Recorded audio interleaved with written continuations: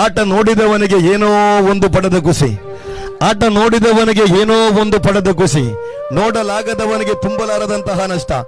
ಹಸಿರು ಹುಲ್ಲಿನಿಂದ ಕಂಗೊಳಿಸುತ್ತಿದ್ದ ಮೈದಾನ, ತುಂಬಿ ತುಳುಕುತ್ತಿದ್ದ ಜನಸಾಗರ ಏನಾಗಿದೆ ಅಂತ ಕೇಳಿದ್ರೆ, ವಲಚಿಲ್ ಪ್ರೀಮಿಯರ್ ಲೀಗ್ನ ಚಾಂಪಿಯನ್ ಪಟ್ಟವನ್ನು ಅಲಂಕರಿಸುವ ತಂಡ ಯಾವುದು? ಜನ್ಮ ಕೊಟ್ಟ ತಂದೆ ತಾಯಿಯನ್ನ ಕೂಡ ಮರೆಯಬೇಡ, ಜನ್ಮ ಕೊಟ್ಟ ತಂದೆ ತಾಯಿಯನ್ನ ಮರೆಯಬೇಡ, ವಿದ್ಯೆ ಕಲಿಸಿದ ಗುರುಗಳನ್ನು ಕೂಡ ಮರೆಯಬೇಡ, ವಿದ್ಯೆ ಕಲಿಸಿದ ಗುರುಗಳನ್ನು ಕೂಡ ಮರೆಯಬೇಡ, ಯಾರಿಗೂ ಮೋಸವನ್ನ ಮಾಡಿ ಜೀವನವನ್ನ ಮಾಡಬೇಡ. ಸಮರ್ಥ ತೀರ್ಪನ್ನ ಕೊಡುವನೊಬ್ಬ ಹೇಳಿದ್ದಾನೆ, ನೆನಪಿನಟ್ಟುಕೊಳ್ಳಿ.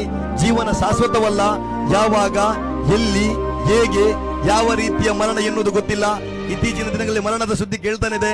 ಆಟಟ್ಟಾಗಿ ಮರಣ ಖಂಡಿತವಾಗಿಯೂ ಕಬಡ್ಡಿ ಆಟಗಾರ ನಮ್ಗೆ ಖಂಡಿತ ಬೇಸರ ತಂದು ಕೊಟ್ಟಿದೆ ಪ್ರೀತಮ್ ಶೆಟ್ಟಿ.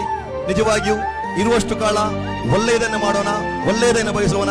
ಯಾರ ಕಾಲಲ್ಲಿರುವ ಕೆಲಸವನ್ನ ಮಾಡಬೇಡಿ, ಯಾರ ಮನಸ್ಸಿಗೆ ನೋವನ್ನ ಮಾಡಬೇಡಿ. ಜಗತ್ತು ಶಾಶ್ವತ ಅಲ್ಲ, ಮತ್ತೆ ಮತ್ತೆ ಹೇಳುತ್ತೇನೆ. ಇಲ್ಲಿಂದ ಬರುವಾಗ ನಾವು ಏನನ್ನು ಕೂಡ ತಂದಿಲ್ಲ, ಹೋಗುವಾಗ ನಾವು ಇಲ್ಲಿಂದ ಏನನ್ನ ಕೊಂಡೋಗಿಲ್ಲ. ನಡುವೆ ಪ್ರೀತಿ, ವಿಶ್ವಾಸ, ನಂಬಿಕೆಯಿಂದ ಬಾಳಿಕೊಳ್ಳಿ.